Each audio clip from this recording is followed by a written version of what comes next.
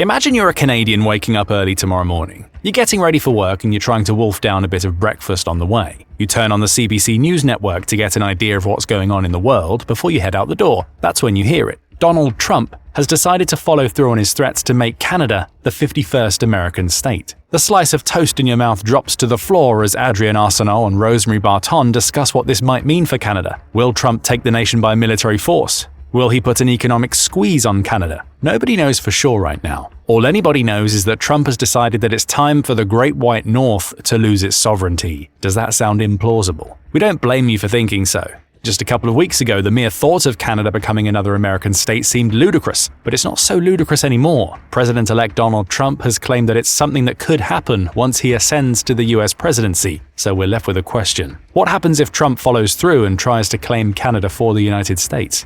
In this video, we explore the comments Trump has made and how he might try to absorb Canada into the United States. We also explore some of the possible impacts of the takeover, both positive and negative, as we ask what if Trump uses force to take over Canada. Let's start with what Trump has been saying. It all started on December 18th, 2024. Writing on Truth Social, Trump made some interesting statements about America's relationship with Canada. No one can answer why we subsidize Canada to the tune of over $100 million a year, Trump posted to the social media platform. Makes no sense. Many Canadians want Canada to become the 51st state. They would save massively on taxes and military protection. I think it's a great idea. 51st state. So what? You might think when hearing those comments. Trump says a lot of things off the cuff, and this is no indication that he's intending to use American forces to take over Canada. And it does all sound like a joke. However, fast forward to January 7th, 2025, and Trump wasn't about to let the supposed joke lie. Quizzed about his recent comments on Canada, Trump told reporters that he didn't intend to use any type of military force to annex Canada. But economic force, that's another matter. Because Canada and the United States, that would really be something, Trump said. You get rid of that artificially drawn line and you take a look at what that looks like, and it will be much better for the national security. Trump went on to complain that the US is spending hundreds of billions of dollars to help protect Canada, all while it's running a trade deficit. As seems so often the case with Trump, he appears to be viewing America's relationship with the Great White North in pure business terms. He sees Canada as a losing business prospect that's costing the United States money, and he's willing to use force, likely economic, to change the situation. Trump also claims to have spoken to outgoing Canadian Prime Minister Justin Trudeau about the prospect of Canada becoming part of the United States. Trudeau has thrown an extra complication into the equation by announcing his intent to resign as Canada's Prime Minister once the ruling party chooses a suitable replacement. Talking about his conversation with Trudeau, Trump said, "We're losing $200 billion per year and more to protect Canada. And I said that too, as I called him Governor Trudeau. I said, listen, what would happen if we didn't subsidize you? He said, Canada would dissolve." Whether Trudeau actually said that is up for debate, but Trump is clearly bullish in his attempts to minimize both Canada and its outgoing Prime Minister. To Trump, Canada is little more than a burden to the United States, one that would become an asset if the US had control over the country. Trudeau's response to all of this conjecture is simple. It's not going to happen. That's what Canada's Prime Minister said when speaking to former White House press secretary and current host of MSNBC's Inside, Jen Psaki. Trudeau said he recognized that Trump sees himself as a successful negotiator, which he uses to keep people off balance with what he says. But when it comes to making Canada the 51st American state,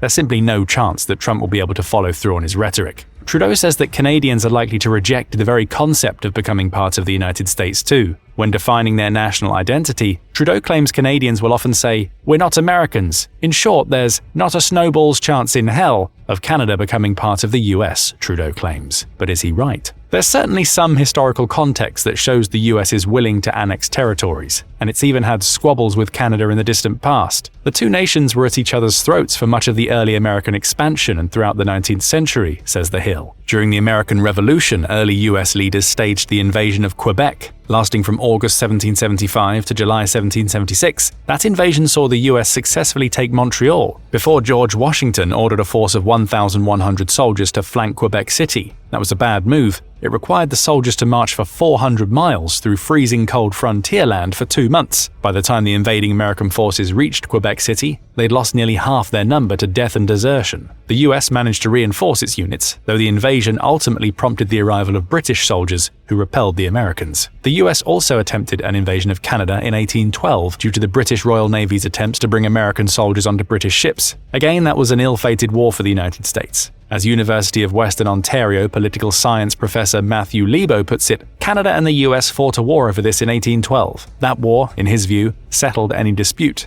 Canada is a sovereign nation and shall not become the 51st state. More conflict between the two nations followed that 1812 war, especially when the American concept of manifest destiny took hold. But the two became staunch allies in the 20th century, with that alliance being reinforced by 2 world wars and both becoming members of NATO. The United States has a history of other forms of expansion in the Americas too.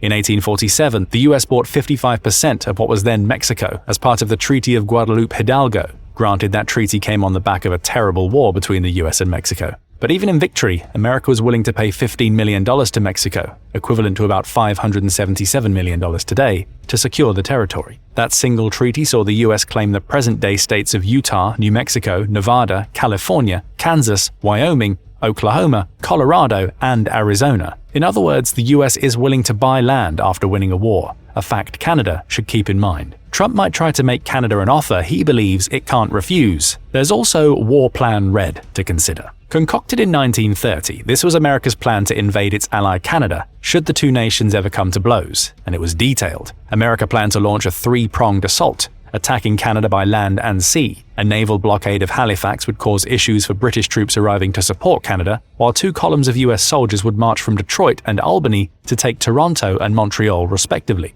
More soldiers would follow, eventually taking Halifax. America even drafted in famous aviation pioneer Charles Lindbergh to help with the plan. Lindbergh took part in secret reconnaissance missions, flying over Canada to identify its weak points before reporting back. Bear in mind that the US and Canada had just fought together in World War I and would soon be allies again when World War II rolled around. We share all of this to make a simple point. Trump's mention of making Canada the 51st American state aren't completely unheard of. The US tried to do that for much of the 19th century and parts of the century that came before. Even when the two countries became staunch allies in the 20th century, the US was still drawing up plans on how to invade Canada should it ever feel the need. Perhaps a modern-day equivalent to War Plan Red still exists. We may never know. But that does bring us to the next question that we'll ask in this video. What happens if Trump decides to take Canada by force? We can divide the answer into 2 potential approaches, military and economic. The former is something that Trump has already said the US won't do, but we can't discount the possibility that the US and Canada could go to war if Trump attempts to force an annexation. And if that happens, it's likely we'll see a clear American victory. According to Global Firepower, or GFP, which ranks 145 militaries annually based on around 60 factors, the United States has the most powerful military in the world. Canada is pretty strong too, but it's a long way behind the US, coming in at 28th on GFP's list. No matter where you look, the US comes out on top. It has available manpower of 150.4 million people to Canada's 16.68 million, resulting in almost 125 million Americans being fit for service versus just 13.5 million Canadians. That manpower disparity follows through to each country's active military, with the US dwarfing Canada in that area. America's active military has 1.328 million people, with another 799,500 in reserve, versus a Canada that only brings 68,000 active service people, 27,000 reserves, and 5,500 paramilitary forces to the battle. Don't underestimate the importance of this manpower advantage. The US would look to cross the border into Canada via land in multiple locations, forcing Canada to be at a manpower disadvantage across the entire front of any direct war between the two. The US is also a long way ahead of Canada when it comes to equipment. It has 13,043 aircraft to Canada's 351, making it easy for the US to achieve aerial dominance in practically every location it invades. The US also brings 4,640 tanks and 391,963 armored vehicles to the land battle, again decimating Canada's respective totals of 74 tanks and 21,704 vehicles. Perhaps Trump is onto something when he says that the United States is propping up Canada militarily, because this war has all of the ingredients of a whitewash. Canada also isn't able to compete on the naval front, with its fleet only containing 73 assets versus America's 440. The US also brings 11 aircraft carriers to the war. Canada has none. 66 more submarines and 81 powerful destroyers that could easily sink most of Canada's navy. The simple fact is that Canada would lose handily if the US decided to invade using its military. But there is one complication for Trump if he goes down this route: NATO. Trump has often claimed that he'll pull the US out of NATO unless the organization's other members start spending more on their militaries. But as it stands right now, the US and Canada are both members of the Collective Defense Organization, which would cause major complications should America invade Canada. Who did the other 30 members of the organization support? An invasion of Canada would typically trigger Article 5 of the organization's charter, which says that all NATO members are duty-bound to come to the direct aid of any other member that faces an attack on its own soil. But Article 5 doesn't account for that attack coming from a fellow NATO member. Of course, Trump could remove this complication by withdrawing from NATO before attacking Canada, but that simplicity could be his undoing, as that would mean essentially going to war with 30 other countries to achieve his militaristic goals in the Great White North. Excluding the United States, NATO has about 1.5 million active soldiers, meaning it could stack up well against the United States on the manpower front. Of course, most of those soldiers are in Europe. Leaving would create more problems, as it would mean Europe is not well defended against Russian President Vladimir Putin's territorial ambitions. Whether the US is a NATO member or not when Trump invades Canada, the organization is going to be a big problem for the US. And it's not just NATO. As The Conversation pointed out in a January 9th article, the US would face a seismic backlash from the rest of the world if it invaded Canada. Fellow Commonwealth nations, including Britain, Australia, and New Zealand, would likely come to Canada's aid with economic and logistical support. Public opinion would turn against the US. After all, if Trump is willing to invade one of America's closest allies, what would stop it from turning its attention to other supposed friends down the line? A US invasion of Canada would be a major propaganda victory for Russia and China. Each country could enhance its standing by pointing to America having imperialistic ambitions, allowing them to not only justify their own actions, Russia in Ukraine and potentially China in Taiwan, but also influence other nations to not deal with the US in the future. In short, a military invasion of Canada would carry some severe consequences for the US. That's probably why Trump says he'd rather use economic force to make Canada the 51st state. But what would that version of a Canadian takeover look like? Tariffs would likely be the incoming US president's trump card, if you'll excuse the pun. He's already claimed that he'll slap a 25% tariff on Canada until it secures its border with the United States. If he truly intends to take over Canada, there's nothing stopping him from applying more economic pressure by raising those tariffs and applying them to as many Canadian goods as possible. And those tariffs would certainly create pressure. The Office of the United States Trade Representative says that the US imported $481.2 billion in goods and services from Canada in 2022. It exported a slightly smaller amount, $427.7 billion, to create a $53.5 billion trade deficit. So Trump's tariffs would affect hundreds of billions of dollars of Canadian exports. Of course, those tariffs would hurt American consumers. Tariffs are essentially taxes placed on imported goods when they cross the border into the US. Canada's response might be to apply tariffs of its own while it raises the price of its imported goods.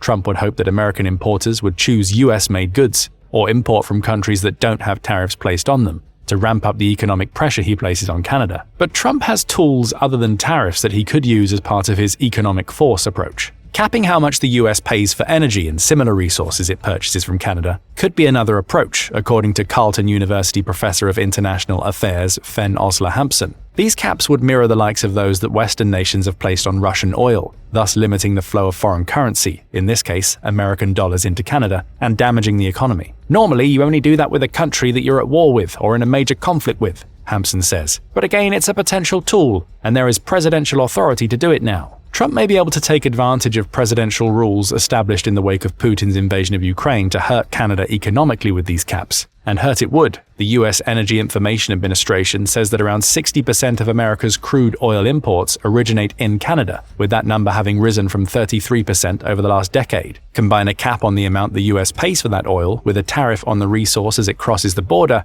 and you get a 1-2 economic punch that could cost Canada billions. Of course, Canada might respond by simply finding new customers for its crude oil and other energy resources. There will be no shortage in Europe, which is always looking for new suppliers to move it further away from Russian-controlled energy infrastructure. The Financial Post says that other potential measures could include preventing Canadian businesses from doing business in the United States. Asset seizures and sanctions akin to what we've seen the US apply to Russia could also be options for Trump, though they'll perhaps be less impactful than he'd like, given that he won't have the entire West's support for his attempted annexation. Still, sanctions from the US alone could cause serious damage to Canada's economy, even with the prospect of the Great White North replying with similar economic measures of its own. But Trump may not need to go that far. As Hampson explains, the two-way flow of trade is almost $1 trillion, and that is one of the most important trading relationships in the world. Tariffs might be a strong enough economic force to result in Canada capitulating to Trump's demands. By the time the damage of that particular bushfire is put out, there may be less to burn, Hampson adds. The downside to this strategy is that the US is far from the only country to which Canada can sell its goods. Yes, we'll take a hit, Hampson concludes,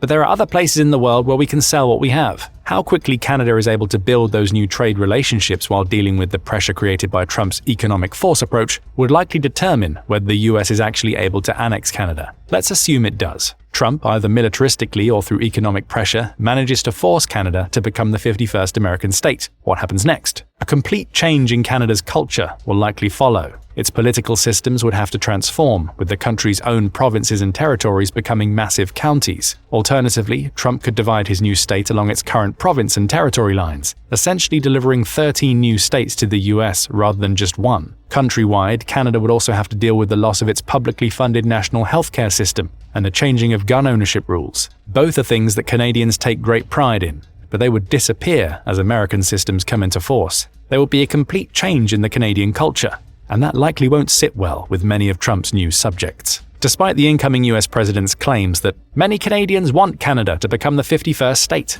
it appears that the reality demonstrates anything but. BuzzFeed, so often a gossip website, provided some useful insight into the Canadian attitude to an American takeover in a January 9th article in which it covered the reactions of 24 Canadians to Trump's annexation comments. Some, such as a commentator named Aquamizu, believe Canada would reject the annexation on social and cultural grounds. "I'm Canadian," they said. "Hell to the no, I don't want to be American. No one I know wants to be American. I'm not giving up my free healthcare and strict gun laws, and I'm definitely not giving up my right to choose as a woman." Others were even more extreme, claiming that they believe Trump is using Canada, along with Mexico and Panama, to deflect blame away from issues that may be created when Trump takes the presidency. Some Canadians even believe that electing Trump represents the US taking its first step toward becoming an autocratic society. Whether you believe these comments or not, the consensus seems to be that most in Canada don't want to become American. That lack of desire could lead to revolts and internal revolutionary movements forming should Trump succeed in making the Great White North the 51st state.